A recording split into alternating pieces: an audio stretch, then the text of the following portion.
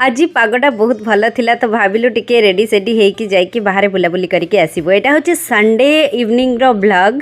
तो वेलकम, जय जगन्नाथ, नमस्कार। मो न्यू ब्लॉग को आपण मानको स्वागत। मो पुओ को ना जेतेबेले बुलिवा कथा कहि देबो ताको निद हबनी। भाविलु आज पाग भल अछि आ मोर ड्यूटी सर जाइतिला ऑल इंडिया रेडियो रु मु फेरी सारी थिली तो भाविली चलंतु समस्त मिसिकी बुलिवा को जिवा। तो मो पुओ को तो निद हुए नि, से पूरा टिप टॉप हेकी रेडी हे गला आ आमे समस्त ऑटो बुक कलु आ बाहरी पडिलु लिंगराज बाबांकर दर्शन पाई। रास्ता बहुत बढ़िया लगुला, ठंडा ठंडा पवन होता। तो आम जाइकी पूरा पाखापाखि पहुँची गलु बाबांकर। रास्ता रे बहुत सुंदर सुंदर नजारा देखा मिलूला।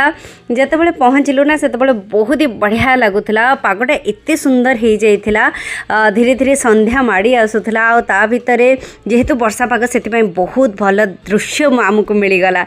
देखु बाबा मंदिर केते सुंदर लगुच। आम समस्ते मिसिकी चलिलु बाबांकर दर्शन करने टिके समय लाइन रे लगेलु। लाइन पर आ मंदिर परिसर रे ना बहुत लोक थिले, बहुत बढ़िया पाग थिला जेहेतु समस्ते बुलाबुली करुथिले।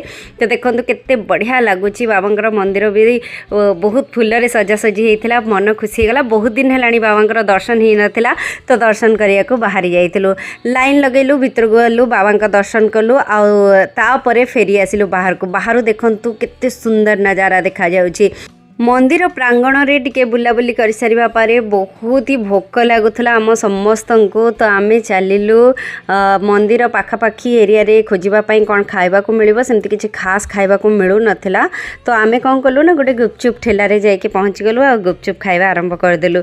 समस्ते गुपचुप खाइलु, मो पुओ सुखा खाइला। तापरे परे आमे पळेइलु टिके बिंदु सागर कूल को। आ बाबांका मंदिरटा सेतल को बहुत सुंदर देखाउतला, लाइट जळुतला ना। तो बिंदु सागर रे आरंभ म्यूजिकल फाउंटेन बहुत सुंदर स्टोरी सहित यही पानी रो जो म्यूजिक सहित नाच ताको देखिकी मो पो बहुत खुशी जाइतिला। आम समस्त मन मुग्ध हो जाइतिला। आम संध्याटा एकदम मस्त हो जाइतिला। पूरा बुलाबुली कर सारा पर पुणी बाहरिलु आ लोकल बस रे मो पो जेहेतु बसिया को जिद्दी करथुला तो आम समस्ते लोकल बस रे बाहरिलु बसिकी घर आड़े। तो घरे पहुँचु पहुँचु हो जाइतिला बहुत राति 9टा। तो एटी सरिला हमर दिन।